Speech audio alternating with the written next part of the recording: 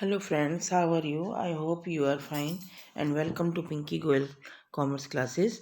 In this video, we cover the certain and reason based question of Indian economy. I hope you are enjoying. If you read the chapter carefully, then you can solve these question very easily. यानी कि अगर आपको question की जानकारी है chapter की और उसमें मेन पॉइंट्स पता है तो आप इजीली कर सकते हैं। और इसको पेपर में कैसे आते हैं ये हम लोग अभी करेंगे। देखिए, पहले 4-5 क्वेश्चंस हैं जिनका मैंने सॉल्यूशन साथ में लिखा है, बाकी क्वेश्चंस हम डिस्कस करेंगे। तो first, assertion. In capitalistic economy goods are produce according to purchasing power of people, not what society needs.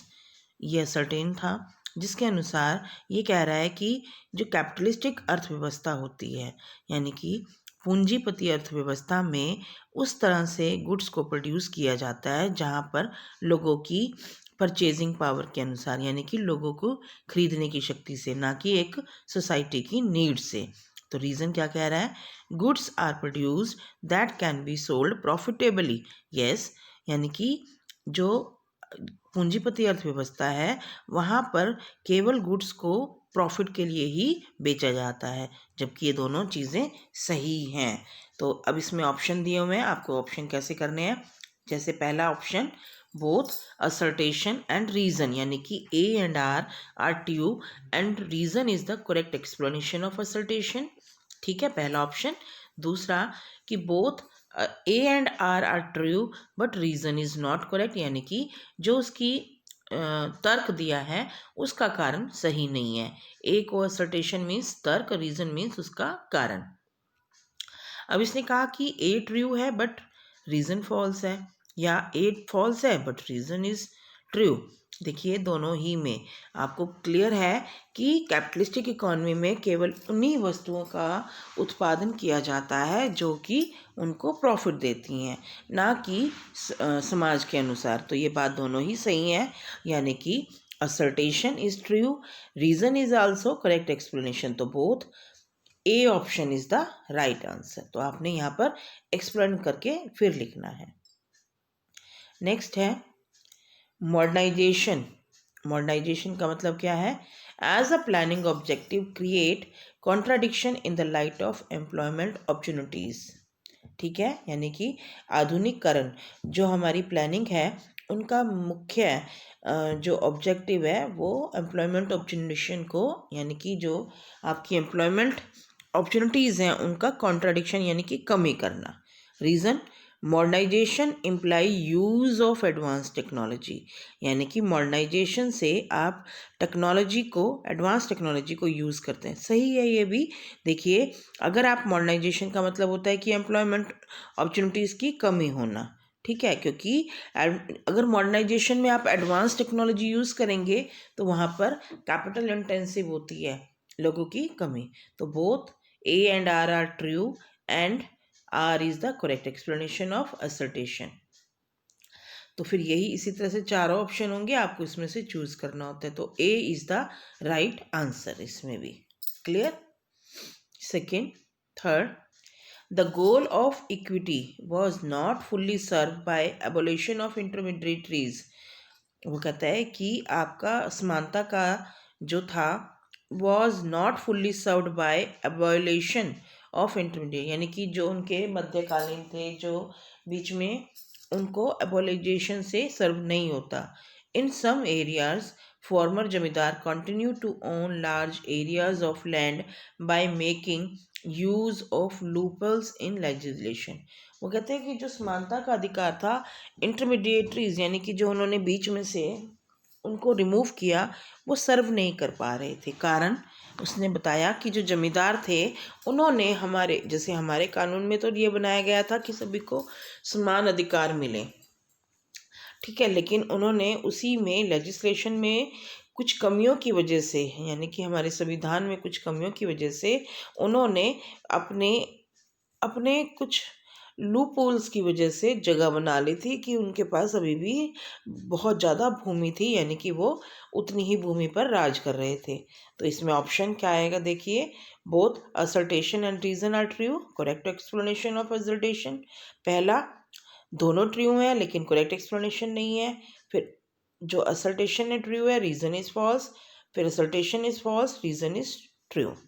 तो बेटा इसमें ये बिल्कुल सही है कि संविधान के कुछ लूप वूप के कारण अभी भी जमींदार कंटिन्यू कर रहे थे अपनी भूमि पर ऑनरशिप को, और जिसके कारण इक्वलिटी वाला जो हमारा मेन मकसद था वो सर्व नहीं हो पाया। तो A is the right answer. The price of food item declined relative to others item in marketing during the Green Revolution. Green Revolution enabled the government to procure sufficient amount of food and grain. देखिए बेटे, इसमें कह रहा है कि जो खाने के आइटम्स के दाम थे वो मार्केट में रिलेटिव टू डिक्लाइन हो गए थे, यानी कि दूसरी वस्तुओं की वजह से। और जो ग्रीन रेवोल्यूशन था उसने गवर्नमेंट को हिम्मत दी, वही उसने बहुत ज़्यादा अमाउंट में फूड और सफिशेंट हो चुके थे। बच्चे इसमें देखिए कि कारण पहला असरटेन बताया हुआ है कि फूड की जो दाम थे आइटम्स के वो कम हो गए थे ड्यू टू ग्रीन रेवोल्यूशन। गलत। ग्रीन रेवोल्यूशन ने, ठीक है, हमें procurement sufficient amount of food and grain की उस समय हो गई थी, लेकिन उसकी वजह से फूड आइटम के दाम नहीं हुए थे।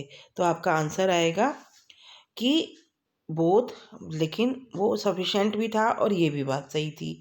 दोनों रीज़न ठीक थे, यानी कि असर्टेन भी और रीज़न भी, but reason is not correct explanation of assertion, यानी कि उसका सही कारण नहीं था तर्क का। तो option B is the right answer. देखिए लास्ट, इसमें government should continue with agriculture subsidies, यानी कि गवर्नमेंट को सब्सिडीज़ की कंटिन्यू रखनी चाहिए।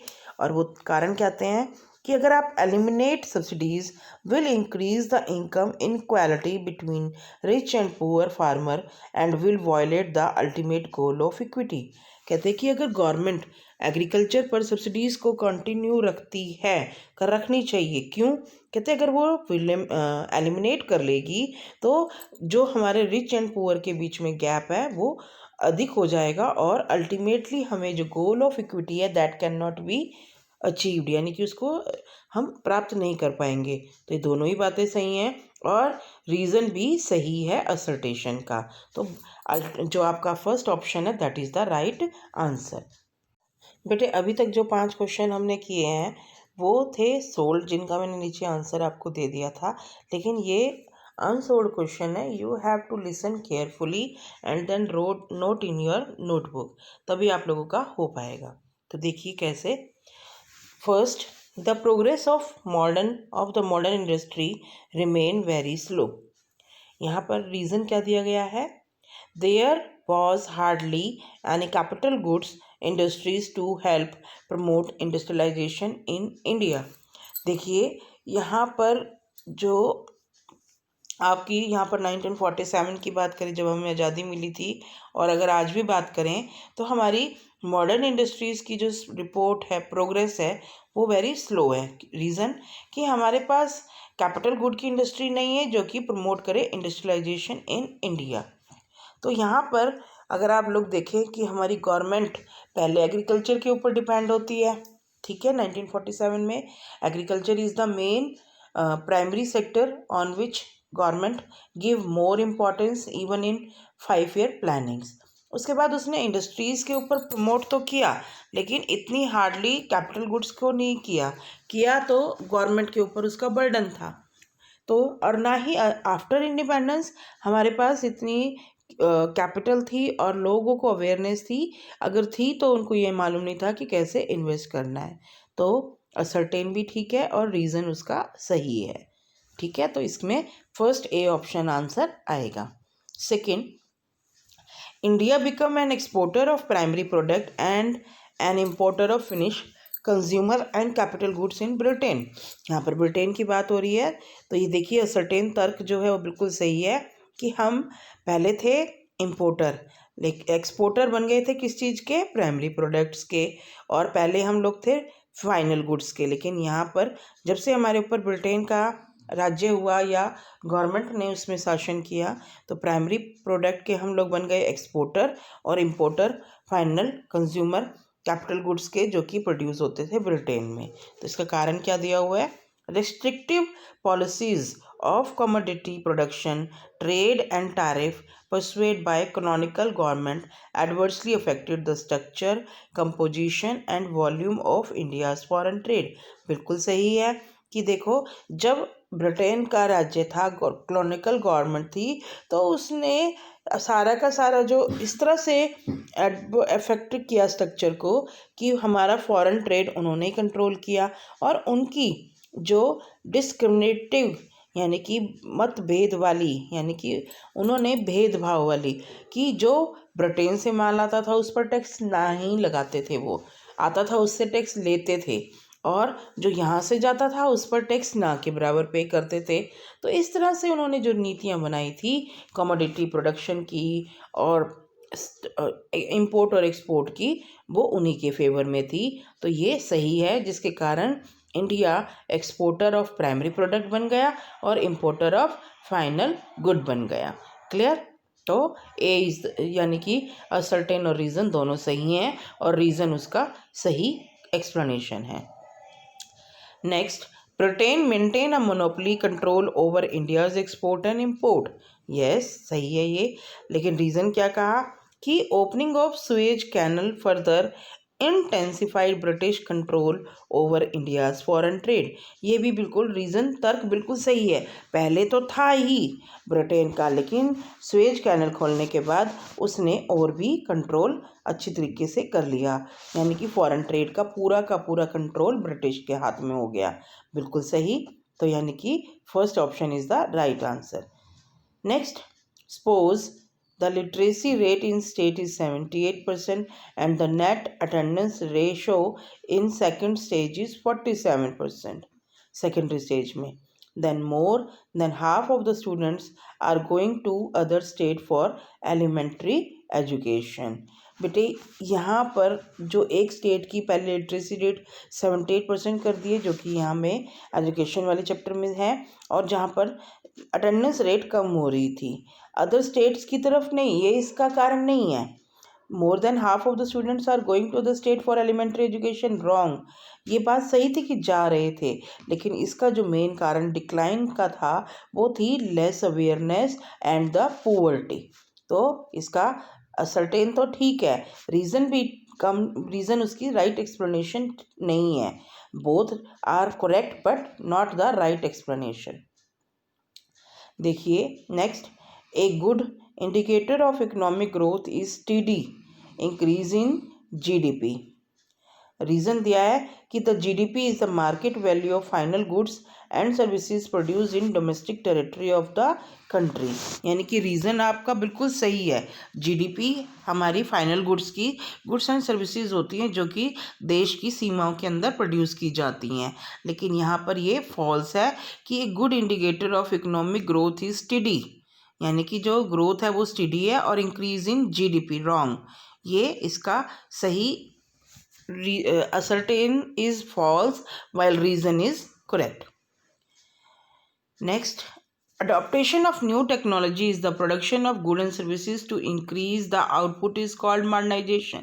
बिल्कुल सही, क्योंकि मॉडर्नाइजेशन का मतलब ही है कि न्यू टेक्नोलॉजी से गुड एंड सर्विसेज को, प्रोडक्शन को इंक्रीज करना। रीज़न क्या कह रहा है?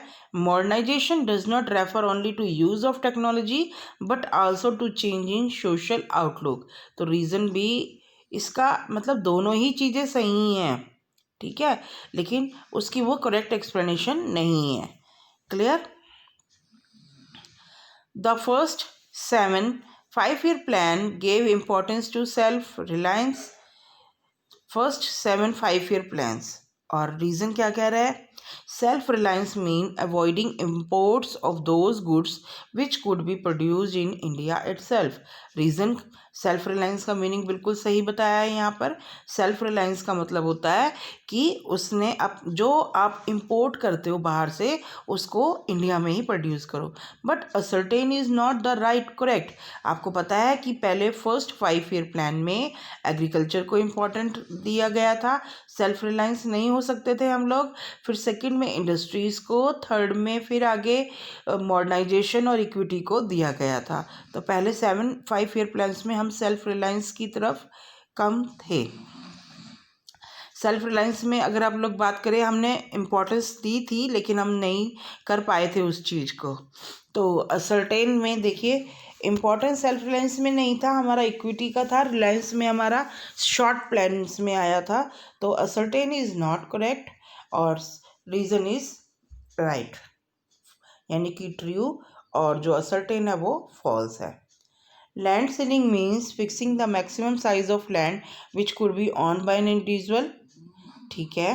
The purpose of land ceiling was to reduce the concentration of land ownership in a few hands. बिल्कुल राइट। यानी कि लैंड सीलिंग का मतलब होता है मैक्सिमम साइज को और उसको फिक्स कर देना जो कि एक इंडिविजुअल के पास होनी चाहिए। तो ये बात भी, रीज़न भी सही है कि इसका मेन मकसद यानी कि कुछ लोगों के हाथ में ना होकर कुछ बाकी सभी को लैंड मिले, क्योंकि यहाँ पर लैंड सीलिंग फिक्स करने का मेन मकसद यही था। The major policy initiated, that is land reform and green revolution, help India to become the self-sufficient in food grain production। ये बिल्कुल सही है कि पॉलिसीज़ जो मेजर पॉलिसी हमारी दो थी, ग्रीन रेवोल्यूशन और सेल्फ सफिशेंट की green India. The portion of people depending on agriculture did not decline as expected। बिल्कुल रीज़न इसका बिल्कुल इसके विपरीत है। यहाँ पर ये बात सही है कि हम सेल्फ सफिशेंट में इंडिया को बहुत ज़्यादा मदद मिली इन दोनों से, लेकिन जो पोर्शन ऑफ इंडिया डिपेंड है डिड नॉट डिक्लाइन, नीचे नहीं गिरा एज अफेक्टेड। जितने हमारा यहाँ पे हुआ था वो उतना नीचे नहीं गिरा। तो यानी कि आपका जो असर्टेन है वो सही है, but reason is not the correct explanation. During the colonial rule, there was neither growth or nor equity in agriculture sector। ठीक है। रीज़न क्या दे रहे हैं? The policy maker of independent India had to solve the issue relating to agriculture, which they did through land reforms। Yes, right explanation। यानी कि क्लोनिकल rules में उन्होंने ना तो हमारी कोई डेवलपमेंट की, ना ही हमें इक्विटी दी एग्रीकल्चर सेक्टर में। फिर जो पॉलिसी, इसका रीज़न ये इसकी राइट एक्सप्लेनेशन नहीं है। पॉलिसी मेकर ऑफ इंडिया ने इशू रिलेटिंग टू एग्रीकल्चर जो लैंड रिफॉर्म के थ्रू किया था, लैंड रिफॉर्म के थ्रू तो उन्होंने सिर्फ प्रोडक्शन को दिया था, लेकिन ये इशू इक्विटी वाला और ग्रोथ वाला नहीं था। तो असर्टेन रूल की बात कर रहे हैं और यहाँ पर ये इंडिपेंडेंट इंडिया, तो दोनों आपस में मैच नहीं करते। I hope you understand this type of question, assertion and reason. And if you want कि more question is provided to you, then you have to view this video carefully and write in the comment box. Subscribe the channel for more this type of videos. Thank you.